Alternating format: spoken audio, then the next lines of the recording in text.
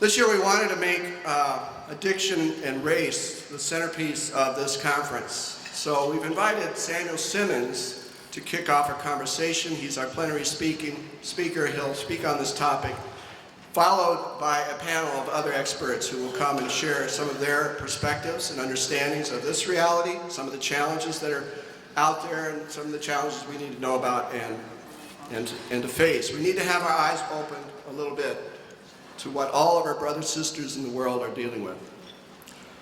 So Samuel Simmons, he's 24 years experience in the behavioral consulting in the areas of chemical dependency, violence reduction, and historical trauma. His work has been nationally recognized and locally. He's a receiver of many awards. He co-hosts a weekly radio show on Friday nights, every Friday on KMOJ 89.9 FM, the voice of the African American community. I was recently a guest on his show, and I want to thank you personally, Sam, for making me famous. Will you please help me welcome Mr. Sam Simmons?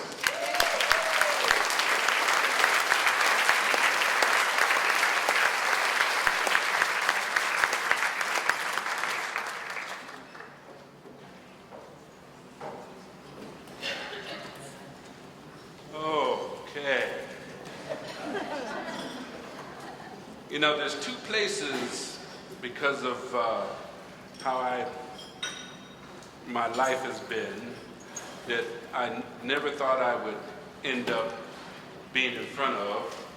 And one of the groups is teachers and faith-based groups. Now, I was raised in the church. I was also asked not to come back.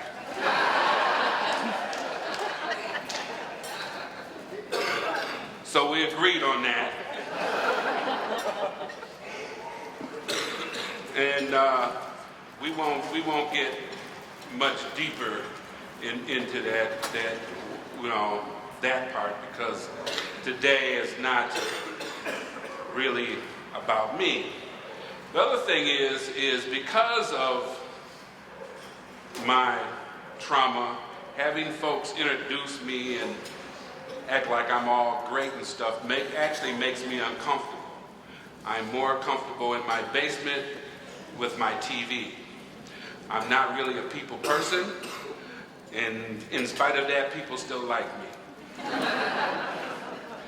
And I'm still working that one out as well. Okay? So let's get started. I think I got about an hour and so minutes, and I'm going to act like I'm smart. So let's see if we can do that. So we're going to talk about trauma across generations, addiction and race. I want to make it clear that I'm really going to end up focusing on African Americans. I had a person come to me and says, "Well, Sam, why do you always talk about black people?"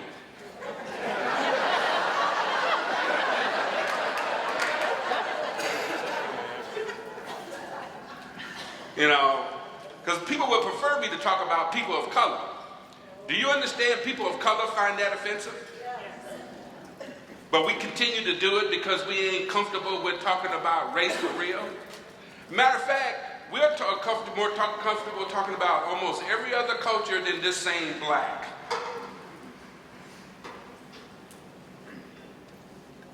Black. In this state of Minnesota, we have all these disparities, and the two groups that are highest in the disparities in this state of Minnesota are Native Americans and African Americans. But when we send out grants, we say people of color. Oh, we get it. So I see the heads marking up and down there, you know. Now, Native Americans, they ain't having it. You know, it's like, look, you know, you doing good that, you know, you still got our land, you know. So, yes, I'm going to be talking about black people. And I'm not going to be talking about black people. I'm going to talk about black people with the history of American slavery in their background. That is unique. Another thing is, all black people ain't the same, and black immigrants don't necessarily see themselves as us. And I'm okay with that. See, other folks ain't. I'm okay with that, And they know I'm okay with that. We talk about it all the time. But it's convenient for systems to throw us all in the same mix. We have Council for Black Minnesotans in the state. It's been around for over 20 years and it's been dysfunctional all 20 years because you keep mixing up folks. Now this is not in the script, but I didn't get no sleep last night because our power went off and the air conditioning took. So, I am tired, my legs hurt, and I'm old. And an old black man don't have to be sorry about nothing. And people say, well, what about an old white man? Well, old black man don't expect to be this old. Oh, now, yeah, I had a young man ask me, he says, Mr. Simmons, you say you old? How old are you? I said, I'll be 65 soon. Don't I look good? Yeah, I just turned 65. I collect my Medicare, which ain't free, by the way. I don't know who told anybody that. And the young black man, around 22 years old, I told him I was 65. And one of the other men in the room started crying. And I asked him why. He says, I have never met a black man your age. Now, so when we want to talk about race and trauma, it's much deeper than addiction. You know, that actually in some ways addiction is the aftermath of the racism and the trauma. So, as I promised, we get to what I'm going to be talking about. I've learned that people forget what you said, people will forget what you did, but people will never forget how you made them feel. So, when we talk about trauma, I prefer the definition on the bottom. The definition on the top is the one that a lot of times that come up, but you know, we're talking about anything that happens too much, too fast, too soon for your body to metabolize. And the reason I prefer that particular definition is when I first started talking about historical trauma, especially from the black perspective, which was interesting. You know, we could talk about historical trauma, but when I started putting that black thing in there, all of a sudden it became a problem. And so there would be folks in the audience who would say, well, you know, I had bad things happen to me and I turned out just fine. And 95% of them was white males. And I say, ask your family. Think about it. Think about how families cover for us as males in public. Think about that. Yeah, you might be doing fine, but is the people you terrorizing fine? Because of your trauma that you failed to deal with? And so, and it's not a personal failure or defect, it is something that happens. Bad things happen to everybody. Depending on their support systems will affect how they respond, depending on what age they are, and they respond. There's all kind of science that says certain ages, folks don't respond to certain kind of traumas, and that's even between boys and girls when you get into the ACE study. Okay? So another term as we go on that I think is important, historical trauma, unresolved grief. Historical trauma is a trauma that is specific to a group of people that affects them emotionally, mentally, okay? A group of people, Pacific, right? And so you have one generation, and then the generations behind that suffer as well, especially if it continues generationally. And Dr. Braveheart, this is when I came across this information, I said, oh, now I can talk about trauma in the black community. Because I had no way to talk about it. Dr. Braveheart, she started doing this work because she asked the question, why haven't Native Americans who were here from the beginning have benefited from the so-called American dream? What is the issue? You know, some people say, well, you know, the issue is they're Native, you know. And there would be people who would say that. Without regard. It's like we're conveniently know how to forget history when it's not convenient to our narrative. Right? And so she started studying post-traumatic stress. Post-traumatic stress is not just a wound for military folks, it's a wound for anybody who's experienced trauma. My first experience with trauma, post-traumatic stress, was with women who have been sexually assaulted. That was 25 years ago. But you don't hear about that. Post-traumatic stress is the only trauma that's socially acceptable for men to have, and that's only special men. Ignoring male trauma. That's a whole nother lecture in itself. That's my other work, male trauma. How do you ignore a whole gender's trauma and then expect us not to act out? So she studied and observed the Jewish Holocaust. She observed the Japanese internment camps, the results, the history. How did that affect the children afterwards? You know, in Japanese internment camp, Japanese figured after that, we just keep our heads down and just kind of keep it moving. Jewish community. The intergenerational trauma was a result of what was showing up in the Jewish community among children of Holocaust survivors. Think about that. Holocaust survivors would have been children during the Holocaust. You're a child, and every other day, the people who take care of you disappear. So what do? Children's bodies are very unique, and minds are unique. It's like, let's shut off that carrying piece and leave it in the moment. So now I got children, and my children don't think I care. I give them everything I can get, but I don't connect with them emotionally because it's not there.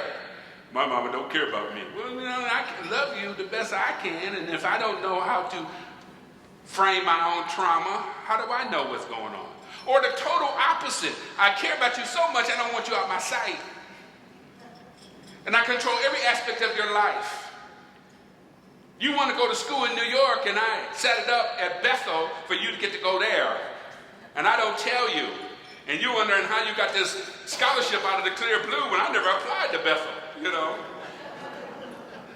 Then I decide I meet a girl from Wisconsin and I want to marry her, and my mama don't want me to marry that girl. She don't even like the girl. But she don't want me to marry that girl because she's going to take me away from her. So she goes to the young lady and says, look, as a wedding present, we'll give you a down payment for the house. You just don't tell him.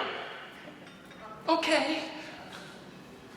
Next thing you know, he ain't going to Wisconsin or New York or California, and he don't know he done been manipulated by his mama.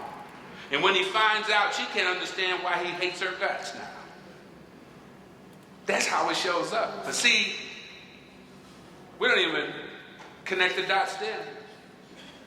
So Dr. Braveheart figured that since these are human beings, and I'm a human being, we might have something in connection in terms of dealing with the trauma.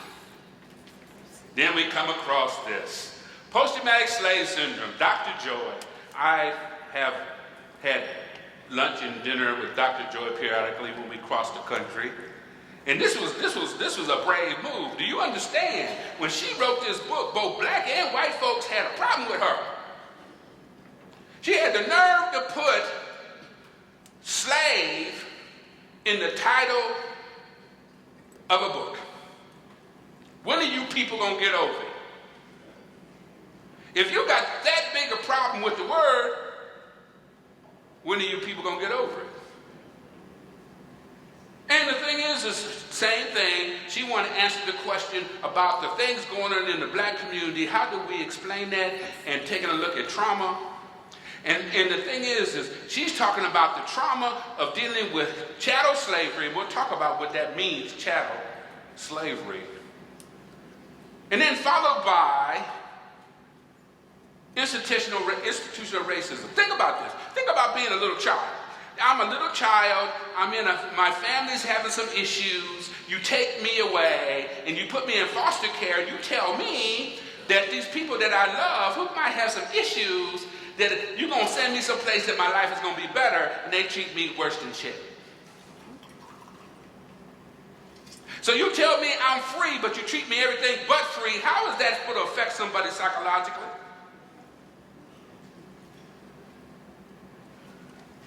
And I do everything I think you want me to do. Dress well, take care of my kids. Matter of fact, to the point where I don't even let my kids be kids because I'm afraid about what white folks think about my children. Every time I come out the house, I got to make sure I'm dressed. Think about the privilege of not having to worry about what you wear when you come out the house because you're worried about somebody else, how they feel about you. That's where all the pretty clothes come from. See, people don't even understand that. We rather show well than be well. And that's all because of what we think white folks think. I don't care. But that don't take folks off the hook of being accountable. A very, very big difference. So her study was looking at that and how we have responded to this trauma, right, in some destructive ways and some positive ways called resiliency. The sad part about that, in our community, we don't want to talk about the destructive ways. We just want to talk about resiliency.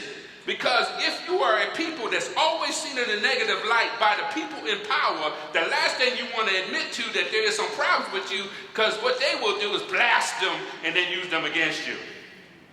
I was watching TV just the other night, and somebody who didn't know what he was talking about, well, 70% of your kids are raised in single-family homes, and the father should be involved. Do you know there's a study that says black men are more involved with their kids than white males? Even though they're not married to the mother. And this white man sat there and said, that ain't true. The data is there. So when we don't do it the way you think we should do it, then it don't count. And use it against. Okay?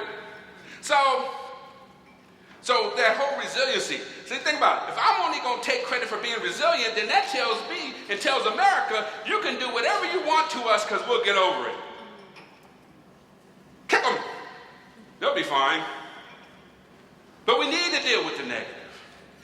And some of the stuff that's negative wasn't negative at the time. The reason we beat the snot out of our boys is to save their lives.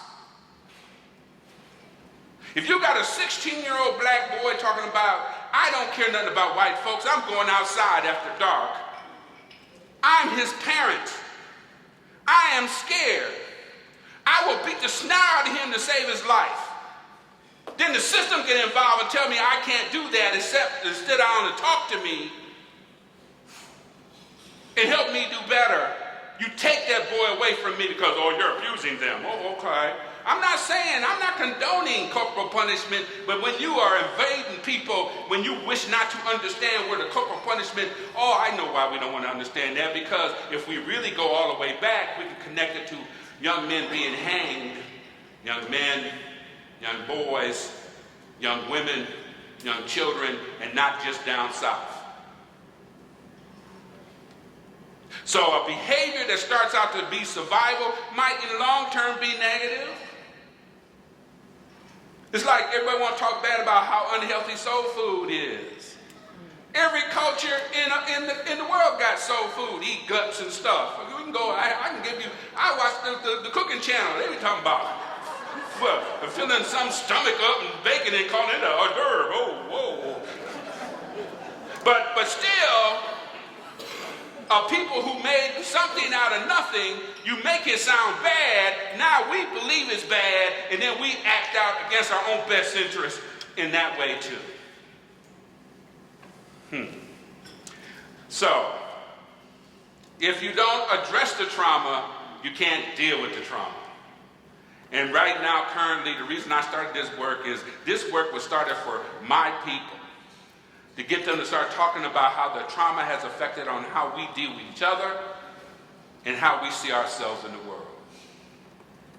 So let's talk about the African American experience. My cattle at home were better cared for than these unfortunate persons. This is a Union Army officer who had never been to a plantation before. You hear what he's saying? This is a white male that probably had little or nothing to do with black people, but when he seen how these people were being treated, he says, my cattle at home are better cared for than these people. So when we talk about chattel slavery, America, because, again, when I first started doing this, I'd get this person in the audience says, well, Sam, slavery's been part of mankind. It's in the Bible. Uh-huh. That's probably why I didn't go back to the church. Mm-hmm. It's in the Bible. And it's true, because, see, people, when they don't know my background, they think they can slip the Bible past me and think I don't know. See, I'm a little rusty, but I can get you some chapters and verses and know what the difference are than somebody who, never mind, I'm going to leave that alone. Okay. And so when we're talking about chattel slavery, we're talking about one of the only slaveries in mankind that literally bred human beings. Literally bred human beings. Because usually in terms of slavery, we overcome another country, we include them in our world, and sometimes we might even have children with them and that kind of stuff. Yeah, they might not be able to do their religion out loud, but they still were treated somewhat like human beings. Now, they might have been treated badly like human beings, but literally bred. Okay? So, we just I don't know if we call it celebrated or acknowledged the 400th year of the first 20 enslaved Africans brought to the shores of Virginia. I was there a couple of weeks ago for the inauguration or whatever you want to call it. I don't know if it's a celebration or not because, there's still repercussions being felt from that, right? Think about this. You bring a group of people to the shores of Virginia, right, in a colony that probably was running from some kind of oppression themselves in Europe. Think about that. Right? And so your trauma starts from the time you leave Africa, and ever since you've been in America, you've been trying to deal with the trauma of being brought here. So your culture, parts of your culture is based on surviving trauma. We never done such a bad job, we're still here. Right? Some of us are thriving. We want to see more too. So let's focus on a real thing because I ain't got a lot of time. A typical slave family was matriarchal and formed. The mother had a large role. Do you understand? We didn't come here like that. We didn't come here as a matriarchal system. Why did we end up in a matriarchal system? Because of the benefit of white males. Like slave master, you understand that anybody who had more than a couple slaves had a spokesman, and that spokesman usually was a black woman or an old black man who was unaccountable. We sick master, non-threatening to the head white male who was barely treating his woman well. Okay? Let's think about one typical morning in the slave quarters. Martha, how's things going on up in here? Well, master, things are, they're okay, but we might need some more grain before the end of the year. The end of the week. Oh, Martha, you know you my girl. Pinch this grown woman on her cheek like she a child. In the same quarters, his prime buck, that's what they call their breeding males, is standing over in the corner, over here, and a little girl named Sally, 10 years old, playing with a straw doll, being a child over here. And he knows that's his child. Martha, that little girl over there, that little Sally, you think she ripe yet? How you think he feel? Martha knows how he feel. In that moment, Martha is responsible for this black man, if she wants to be or not. And she gives him the look, don't you dare. Don't you dare jump on dude. Because you jump on dude, we all pay. That look still exists. And black women have been in that situation ever since, and they're not trying to be in that position. And the system has been playing that position against her and that black male ever since. So this stuff didn't go away. This is the beginning. And then you come with a system. Do you understand that white folks only became white folks once they got to America? They were Irish, English, Italian, everything else till they got to America. Once they got to America, to get the privileges of white privilege, they had to unify around race rather than class. So, slavery's over now. 13th Amendment. Okay? Abolish slavery except for the punishment of crime, and what that crime would include. Being on the wrong side of the track, loitering, having a white male tell you that your pig ain't yours. And then we lock them up because the South wasn't trying to give up no slavery, so now we got convict leasing. So now we're treating black bodies worse than we did with slaves. Do you understand? There weren't a lot of slaves being hung. A male slave was $500 in their money. After slavery, a black male body hasn't been worth much since. You can buy 374 of them for $5. Put them in the coal mine, don't even let them up. At least they would let the slaves eat late in the afternoon or in the night.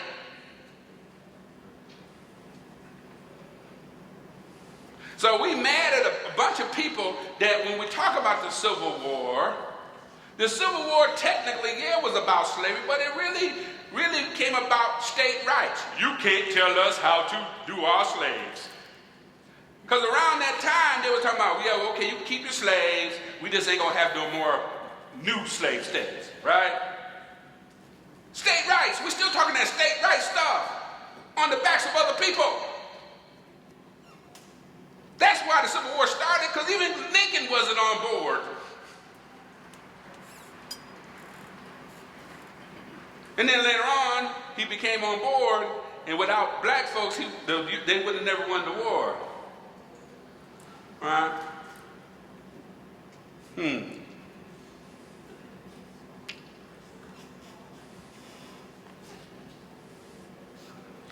So, the Great Migration. The reason for the Great Migration was because of domestic terrorism. We like using that word nowadays.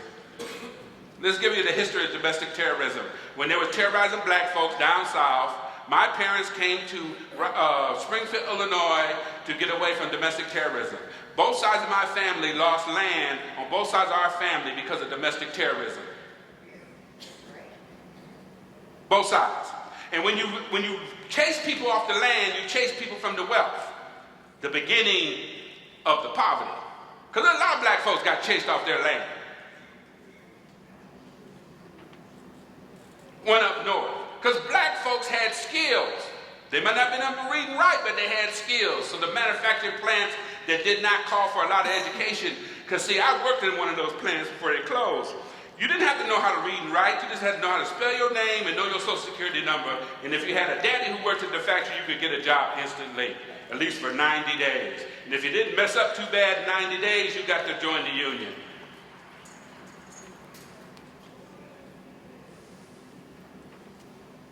(1919) Red Summer. Year after World War I, we had riots all over the country.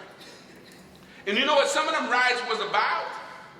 Black men wearing their uniforms in public. That same uniform I got to hear about I'm supposed to respect and stand up for, they literally hung black men in that same uniform for wearing the uniform. Told them when they got back from the war, you better not wear that uniform in public. Oh, we could conveniently forget history and then want to beat up the folks later on. So, let's start. We're supposed to be talking a little bit about addiction. Let's start with one of the original drug laws, the Harrison Narcotics Act in 1914. National legislation to deal with coca and opium. Now think about it. Just before this, Coke was in Coca-Cola, right? Just before this, rich folks were using Coke on a regular basis. Then they put it in Coca-Cola, so it made it available to everybody. Then all of a sudden there's a problem, and then again, what is the campaign? Negro cocaine fiends. Think about it. Up to that point, majority of the folks using cocaine was white. But now, when you got a legislation, now you're talking about Negro cocaine fiends. The beginning. Misdirection. This wasn't even beneficial for the mainstream society. You keep denying your drug use and keep focusing on other folks. And family members hiding each other's drug use. I mean, it's amazing how many folks was raised in families that had chemical problems that you would never think. This was the beginning. Then we got the Godfather. Yeah, boy. Welfare and drug war. It's like, why welfare and drug war? Well, you had some certain things that happened all at the same time. You allowed black folks to get welfare. You know, we allowed black folks to get welfare after the Moynihan Report. The Moynihan Report was a report done on the Negro problem. And the Moynihan Report said the best way to help black folks be able to catch up, because even Johnson said the reason that the black family was fractured because of slavery. The Moynihan Report says if you help black men, because at that time there were less black men with jobs than it was in 1950. And we're talking about right after the Civil Rights Movement. What did we get? Instead of getting some kind of job program, we got welfare that said you cannot include men. Well, welfare never included men. Makes sense, right? But the problem is when you police the black community differently than the white community, when twice a week you're coming to the black community to try to catch them because you didn't think they should have welfare. And you see this in organizations now. The middle manager, you can have this, the state say, we're going to do equity. And the middle manager, everything stops at the same middle manager. Every time I go speak, young people will start laughing. And they call out the person's name. If you look at the where it stops at the same middle manager with the same negative responses to other people who've been there for 30 years. And so you got these social workers who are coming in black communities talking about, how did you afford a toaster? I ain't got one. What's it to you? My kids are clean. I'm doing everything you asked, and you weren't about a toaster? How do you afford all those canned goods? And it was so bad, we had kids looking out for social workers like we used to look out for drug dealers during the crack era. Mama, the social worker coming. Social workers. Other folks, when they think of social workers, they're the folks who help you. Yeah, okay. And then we start with, the welfare queens and all this other kind of stuff. Again, focus back on black folks and make them the picture of everything negative about everything that wasn't developed by us. Ain't that special? And I always ask the question, since 60% of welfare go to whites, do you think you'd have found a man or two in the trailer park? Mm-hmm. Because that's what they call themselves looking for. So, 1970, and then we get the exodus. So we got the welfare, then we got the exodus of the middle class, and we start getting the exodus of the manufacturing jobs. Perfect, right? All at the same time, fighting the unnecessary war. Got men coming back from Vietnam, high on heroin, multiply bad combinations. And then you got Nixon, who proclaimed his drug war. And it was aimed at really disrupting black people and war protesters. And they admitted it. One of his staff later on before he died admitted that was the reason for the drug war. But as long as you focus on them people, it's okay. 73, we got the Rockefeller Law when we started talking about, this is the first time you start hearing a lot about mandatory sentencing, right? And we started hearing more about that later on, and we'll get into that. People being arrested, sent to prison under the Rockefeller Law came to almost entirely from poor black and Hispanic neighborhoods. But statistically say that between blacks, Hispanics, and whites, everybody kind of use drugs at the same level and sell them at the same level. How is... Then we got Just Say No. Now we got Nancy. Ronald Reagan, he kept the anti-drug campaign going on from the Nixon war on drugs. And then there was no investment in inner cities during this time. This is when we had to trickle down. Yeah. If you look at the 1970s pictures, you look like a bomb dropped off in inner cities. There's no money being spent in the inner cities. Because the trickle down didn't trickle down, it stayed up top. Again, bad combination.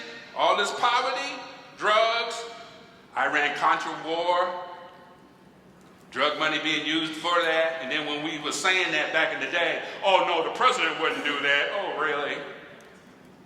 There's proof that they would fly guns in on military planes and fly drugs out on the same plane.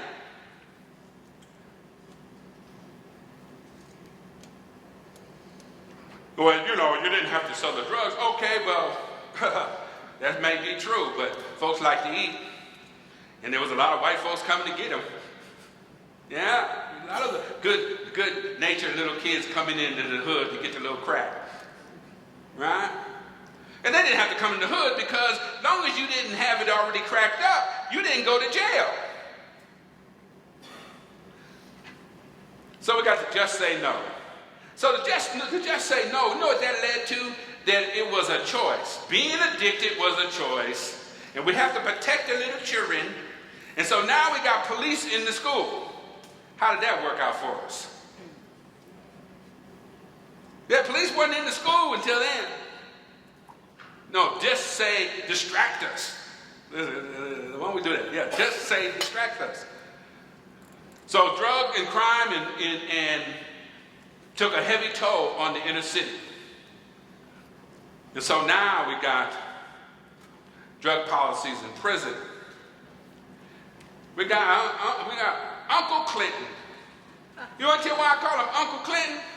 I call him Uncle Clinton because in the tradition of a black family is if you got a stranger that you include that you think you like and they hang out long enough and he ain't really blood, you call him Uncle. And black folks like Clinton until they figured out a few things. But they, because they used to say stuff. He was our first black president. I don't know what that was all about, but because he still looked white to me. But Uncle Clinton he was a fast-talking Southerner. Okay? So Uncle Clinton come in, play a little sax, and sign a little law. Play a little sax, sign a little law. But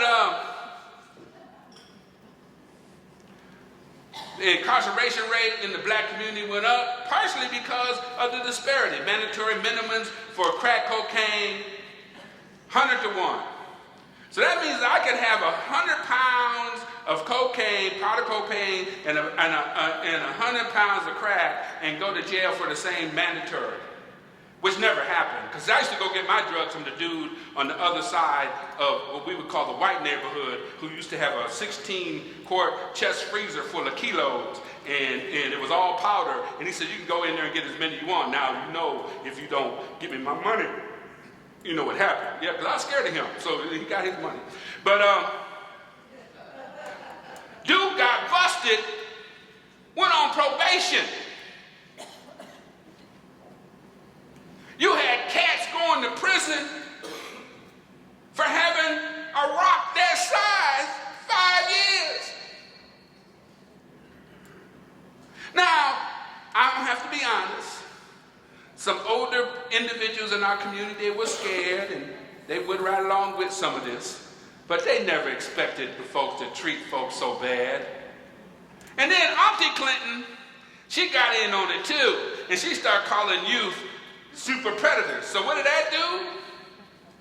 That means that now you can lock up the babies, and you don't treat them like juveniles. You go straight from baby to big boy jail, and then you go there and you're going to let them out in 4 or 5 years. Now you got big predators.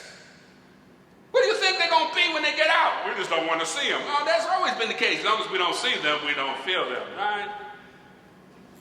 Ain't that special? Now we got 3 strikes, so you take all the OGs, and what do we mean by the OGs? The OGs is the old gangsters, right? You take the OGs off, there were rules about selling drugs. Just like the mafia had rules. You didn't shoot old people and you didn't shoot kids, and if you did, you disappeared. When you took the old gangsters off the street, the young babies were still children. 14-year-olds who were scared to death because crack affected everything. And when you're scared, you shoot crooked.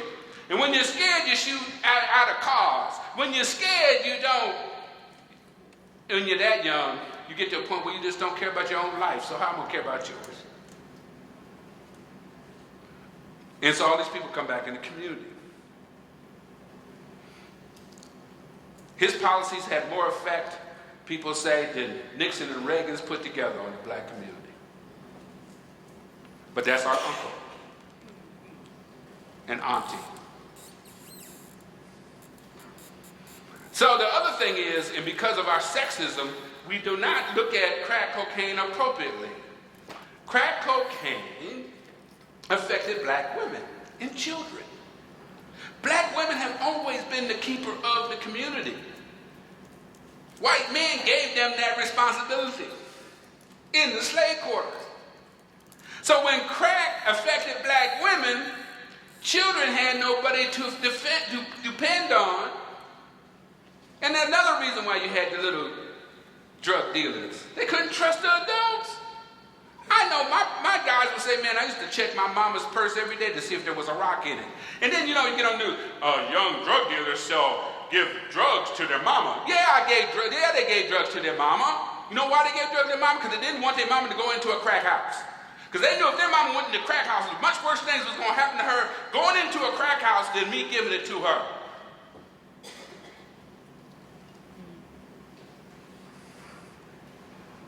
And so what did we end up with? We end up with what we call the institutionalized generation. We're talking about a generation that was raised by the system, the same system people complain that the folks are in. You took the children to punish black women. You didn't take the children because you cared about children. You had no place to put them, and anybody who had a free room could get one. We had some of them in our neighborhood too. It was an old black woman in our neighborhood, had an extra room. The county would call her on the hotline. Miss Jane, you got any room for it? And she ain't had no more room for the children, but she was getting $500 a month for each child, riding around in our neighborhood in a red Cadillac and a mink coat in the summertime.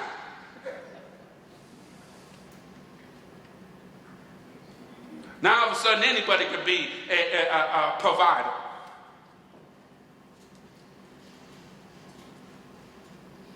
Well, if you don't stop using them, we're going to take your child when it comes.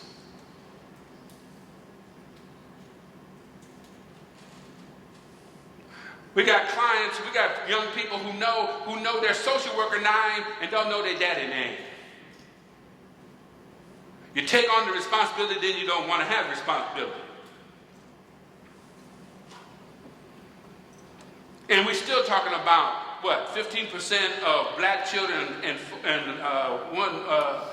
15% black folks only account for 50% of the population.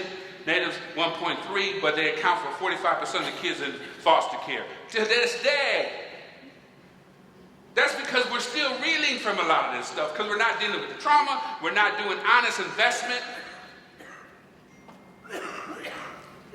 And then we want to start talking about personal responsibility when we're talking about somebody else.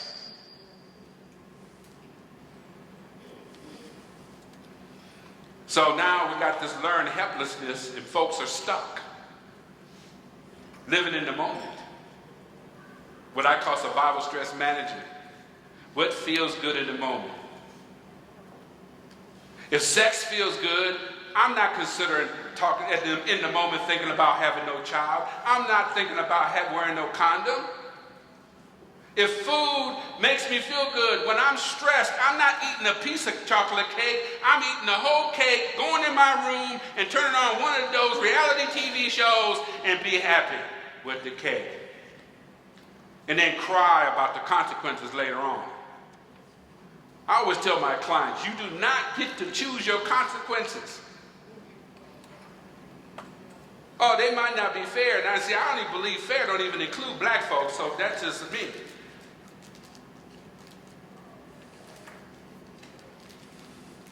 So, for all those folks who said we should get over it, I just wanted to give you a little history here.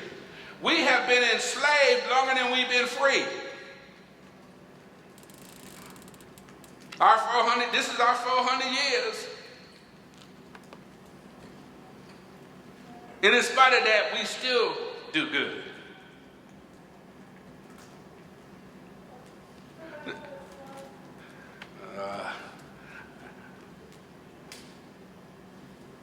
Got it? Addiction. So people are trapped in the history. History is trapped in them. James Baldwin. So when we talk about the effects of historical trauma with Dr. Braveheart's work, she talks about the first generation and then the second generation dealing with this unresolved trauma, okay? Relational issues, that kind of thing. But the other thing is about this narrow sense of time. If a person expects to die early, why would they plan for a future? That's why that young man responded to my age. He done been convinced that he ain't gonna live past 20. And his experience has been the folks he grew up with haven't lived past 50. And a lot of the black men I deal with past 50 are scared to death because they never had a plan to live to 50. They scared to death.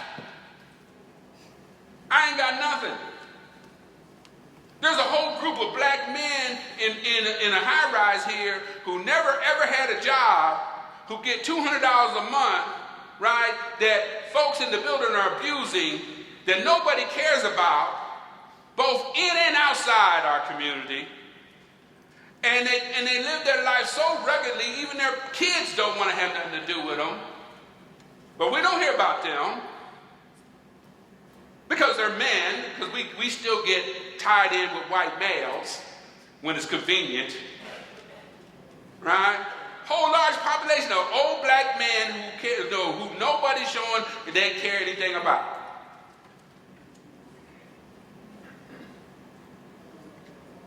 So, if you don't believe you're going to live long, you're going to do stupid stuff in the moment. And then increase alcohol and drug use.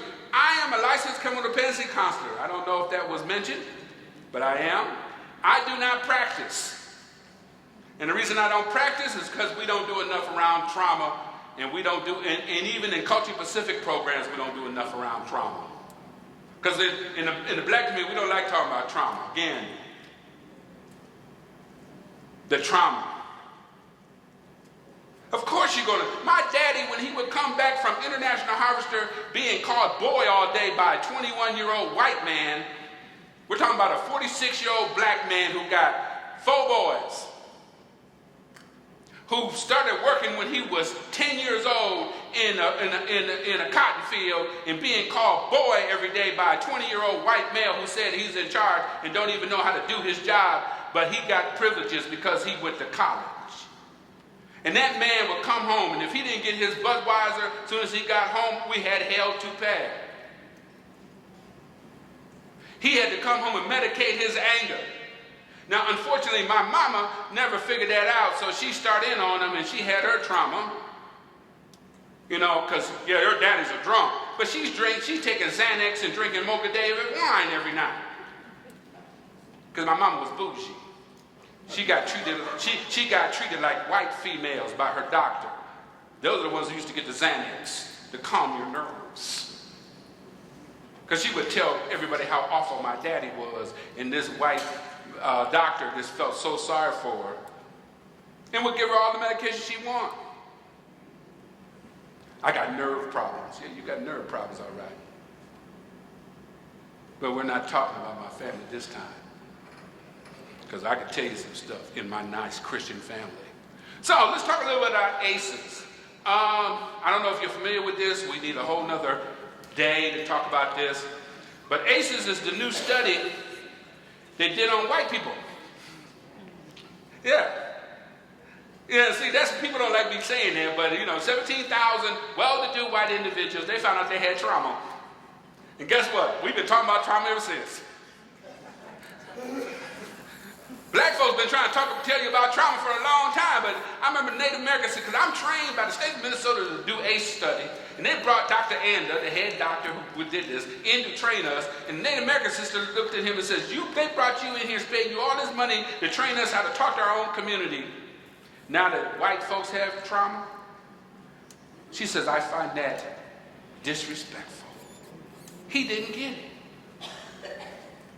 So now we find that if you have all these childhood experiences, and the big one was household dysfunction, that you have a higher likelihood of having health problems along the way, which include alcoholism, right? And so what we learned in the study is that they're common. Anybody, doesn't matter, because ACEs don't discriminate. If anything else, ACEs don't discriminate, okay? It comes in clusters, so most of the time, if you got one, there's usually two. A very seldom person only have one. And ACEs, in the relationship to health problems include substance abuse disorders. So high risk of mental health substance abuse disorders amongst older adults and those are folks who have ACEs that include physical, sexual, and psychological abuse. The big thing here is, there we go, that's the one I want. The big thing is, which is almost the same, but people who experience childhood trauma have more chronic pain and use more prescription drugs. People who experience 5 or more traumatic events are 3 times more likely to abuse prescription medications. Another thing that I don't know if people realize is I worked in chronic pain clinic for 20 years. I used to see this. 70% of our clients were white, middle class, right? That's who was in, because everybody don't end up with chronic pain. When we're talking about chronic pain, and what we found is that over 70% of them had some type of trauma, either alcohol, sexual abuse, in their family. But they covered it up well. How did they cover it up well? Because there's 3 socially acceptable ways to cover up your trauma in America: perfectionism, caretaking, and workaholism.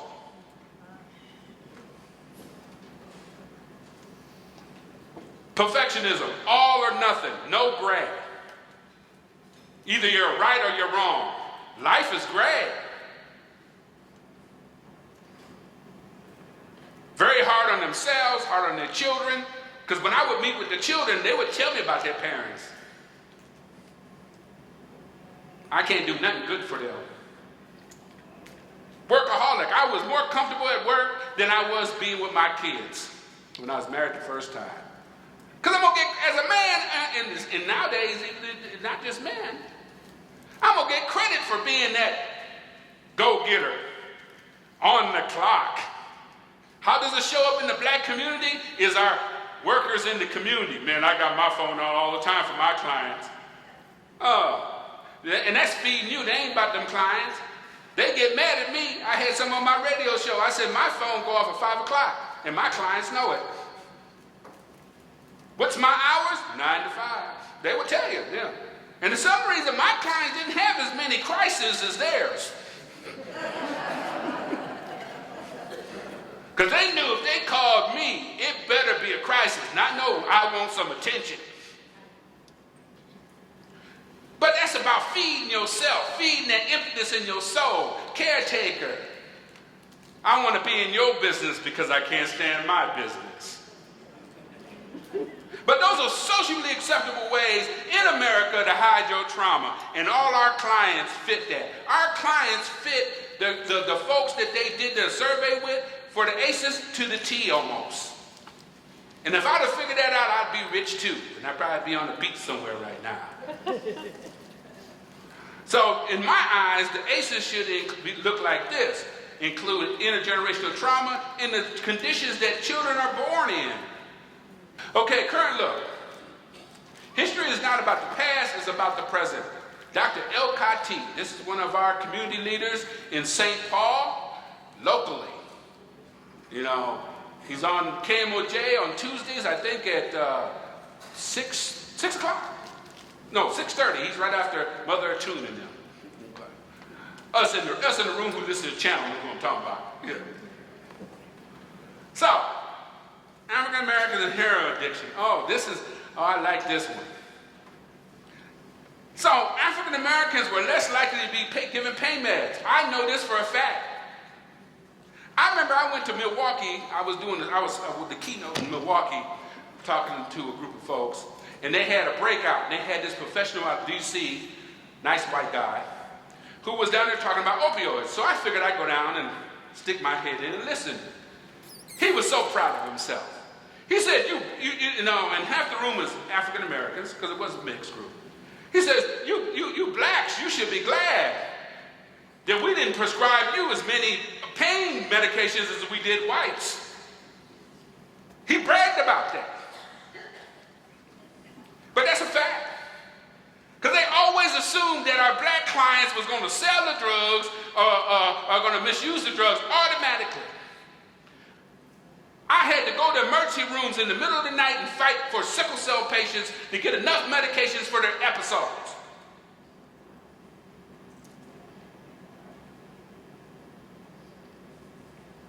And then we start talking about opioid use. Now we're talking about an epidemic. We ain't talking about no war.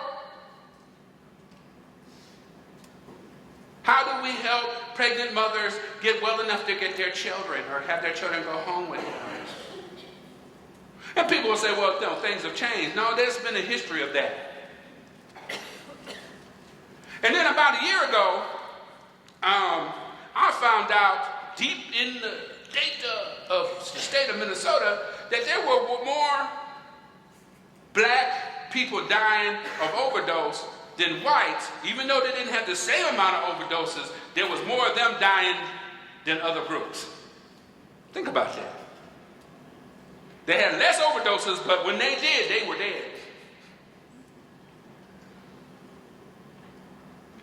Part of that has to do with if you have not had a good experience or relationship with the system or the police departments, and the system is always willing to lock you up first without talking to you or showing you any compassion, why would you call anybody? Or when you do call them, you want to make sure you're gone. That's what happened to this young man.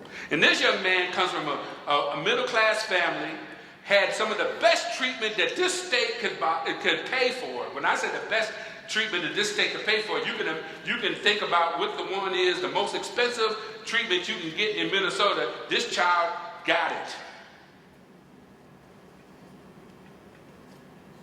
They found him passed out because the kids that was with him called the police once they got away. He never came out. Now the ironic part on top of that, to talk about the whole issue around race and addiction, when they decided to cut the cord on the child, his mama invited all his friends to come to say goodbye. The emergency room staff lost their doggone mind having these black young men in the hospital and tried to justify it. Well, you know, you never know what might happen. What's going to happen? These babies done lost their best friend. They still babies. What makes them so different than the ones that come to see the little kid who hurts himself playing hockey, or the little children that show up? They're babies. Luckily, the chaplain, I knew the chaplain, and he went in there and had to walk the nurse up out the room. So now we got the issue of losing your child and the issue of having probably a couple of the kids in the room that probably was with the child who left the child. And the mama was willing to deal with them and forgive them because she knew they were children and had them in the room. and didn't get that same compassion shown in her grief. And the child's daddy was there, because, well, where was the daddy? That's always when they talk to us. When I can go to northern Minnesota, there's a whole lot of kids up in northern Minnesota don't know who their daddy is too.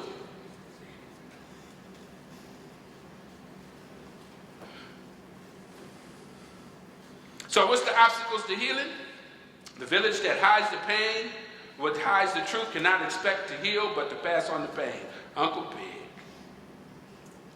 So we got continued institutional racism, and now this one, our community relies on resiliency and resign that suffering is part of the black life. You ever heard of stuff about people ain't being black enough? That comes from the fact that they ain't suffered enough.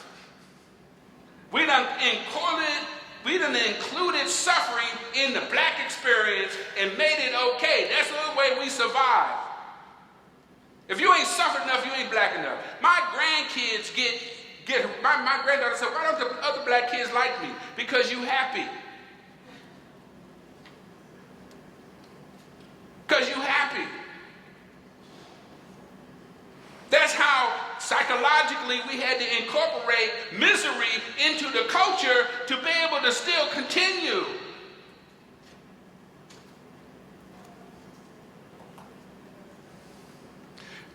And then we reject therapy and treatment as a source of strength.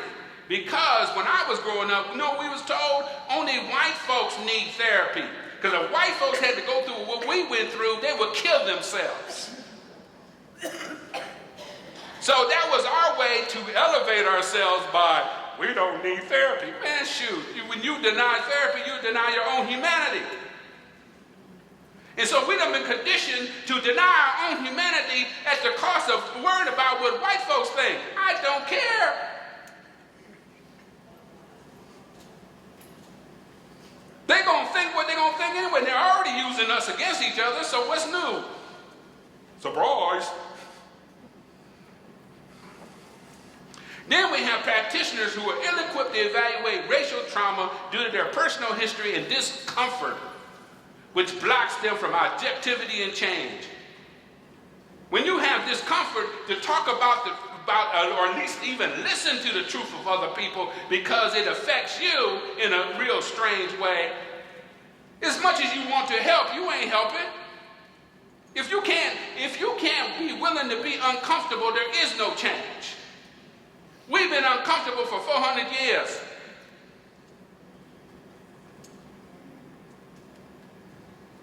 The rules been different for us, and maybe there should be some new different rules. Oh, well, we don't want to speak to...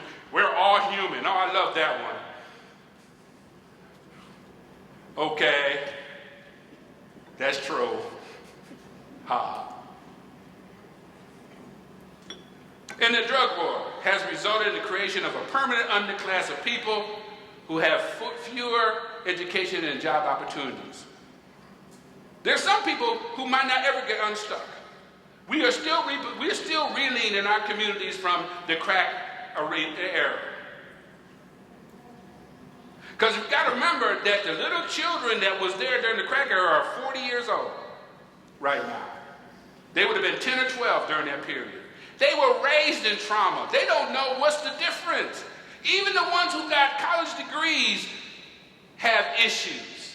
They want to start working in systems to change them, and then when they get into the systems and find out the system ain't wanting to change nothing, they just wanted your little black face there to say that they were, evolved. Yeah, I see it all the time. Hire the black person to be the racial diversity officer, and then they get in and want to do some stuff. Well, you're moving too fast. Oh, okay. How long are we supposed to wait?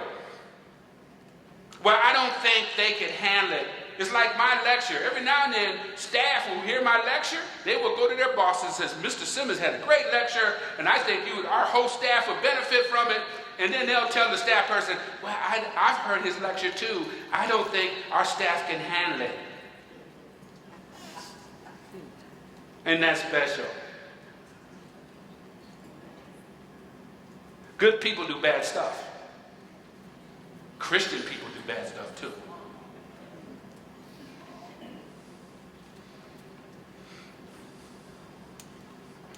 Okay, so meeting the challenge.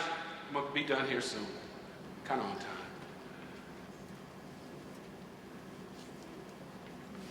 So that a kind gesture can reach a wound that only compassion can heal. So, in the community, we just got to start telling the truth in the community. Black folks got to admit that we in pain, and that there's a consequence, we pay for it, and quit worrying about what everybody else thinks, including the mainstream, and deal with those issues, and confront folks in our own community about what we ain't doing. From the bottom to the top. You know, Pastor Heron knows that folks don't deal with me. He does, but they don't. Like, oh no, that's Sam. We don't want to deal with him. Yeah, because I ain't got time. Yeah, I ain't got time. I don't care who you is, what you look like. If it ain't benefiting the community, it ain't working. And so community leadership need to do their own work in terms of dealing with their healing. We got community leadership that are traumatizing folks on our community, on the back of our community, because of their own trauma, trying to cover it up or being something they ain't. And that includes not only our community leaders, but our community religious leaders as well. Institutions need to educate the workforce around historical trauma and ACEs and the relationship to addiction. They need to listen to the community about the drug war. So we've been having these focus groups in the community, and they come in our community when I have focus groups about opioids, and then when the black community starts talking about crack cocaine and the way they were treated, well, we're not talking about crack cocaine. We're talking about opioids. No, you need to listen to that. That pain is real. We ain't blind. We can see that this is being dealt with differently than we were dealt with. And people ain't over that because that pain is real. It still exists. Why do you always bring that stuff up? If you can't hear that when you come in the community, don't come. Again, it's about that discomfort. Don't come. And providers need to deal with their own trauma. Racism is a trauma. Think about what that means. If you see that one race is less than something, that sounds like a mental illness to me, but it ain't been diagnosed lately. Ain't that the same breath we're talking about we all human and we all kumbaya and God loves us all? Because we do know that the church has a real big piece in validating slavery, racism throughout the history of America. So folks need to do their work. You know, I'm not scared of white bias. You know, that's the new term, white bias. I'm scared of white fear, because white fear killed people. White person said, I feel fear and I'm in the neighborhood, I could get dead. Now folks, I don't think that's extreme. No, I got some examples. They didn't say they was white bias. No, they said they're white fear.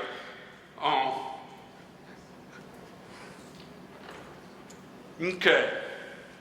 And as I said, true equity. Change does not come without people in power being willing to be uncomfortable. Because equity is the new word here in Minnesota. Equity, we want to have equity. You can't have equity and be comfortable at the same time with people who have never been able to be comfortable. The rules might need to be changed, might need to be flexible, because we've been using policy to mistreat people for years. Example, I'm going to go get my license. I got a question. The woman in front of me got the same question. She gets up to the counter, tells the woman that I don't know if this fit. Well, she'll say, this is a little bit out of here, but if you do this and this and this, that should help. I come up, have the same problem. First thing she tell me, the policy say you can't do that. Yeah, you can change policy. But sometimes the people behind the policy, no matter what the change is, will still be abusive. Well, I think So in terms of faith communities, making space for substance abuse in your churches, becoming more active around issues of addiction, and then collectively coming together with other faith leaders and really having an honest conversation about racism and addiction. And the part church has played. Because it's been proven that in a lot of communities, African American and Hispanic churches, really, they're one of the churches that continually talks about no drug use, no drinking, statistically, more so than others. And some of them get into that moral thing, and you just got moral. If you was morally more sound, you wouldn't have this problem. Even though people are dying in front of them, or they done spoke over their work. So we're talking about collaborating with probably other churches and other faith leaders to learn more about addiction and educate your congregation. And almost every congregation has somebody in their congregation who do the work. And this is some of the work we're currently doing. I'm part of this group, and we've been doing interviews in the black community and asking them I'm on time. Asking them, what does opioid look like in your community? What does that mean? And when you say opioid addiction, our community don't know what you're talking about.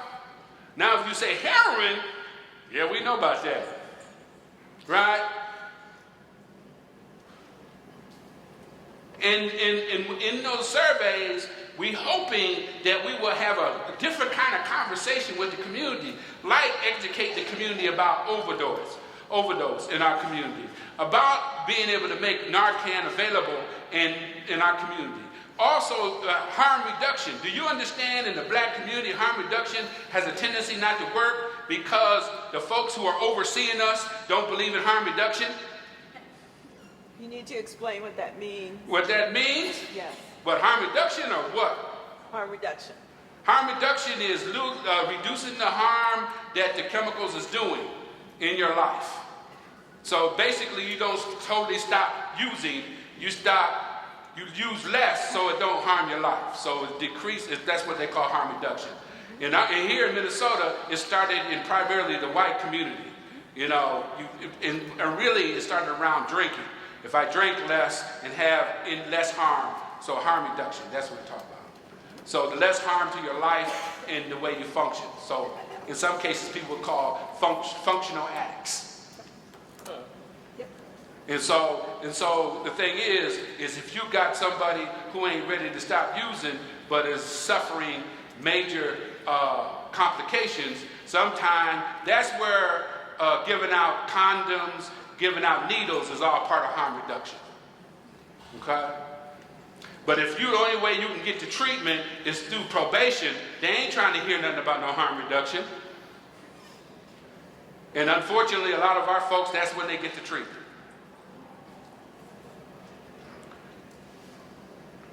And so, compassion and accountability. Compassion without any accountability is chaos.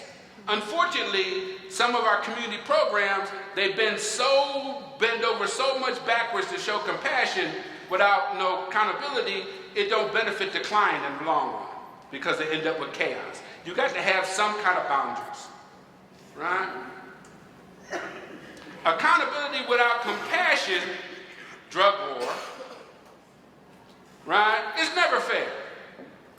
It's like a police officer stopping speeders, right? And they say, well, we're going to hold everybody accountable. They stop a speeder that either looks like them or they know, oh, you're okay, you go on, right? Everybody we deal with deserves compassion. No matter how despicable you find them.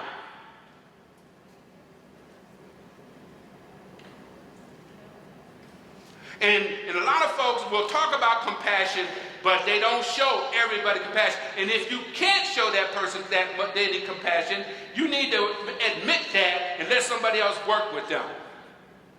I work with sex offenders periodically. I don't read their chart. And the reason I don't read their chart is I might not have as much compassion for them as I should. And I've worked with clients I find disgusting, and I have to work twice as hard to show them compassion, and almost all of them have done better than my other clients. And see, the difficult about compassion and accountability, you got to be truthful, you got to have forgiveness. I work with clients who believe forgiveness don't exist, and they all were raised in church. How's that happen?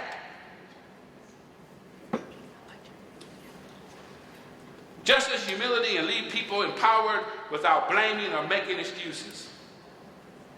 Justice will not be served until those who are unaffected are as outraged as those who are. A role model is one who's aware that the babies are watching and acts accordingly. Thank you.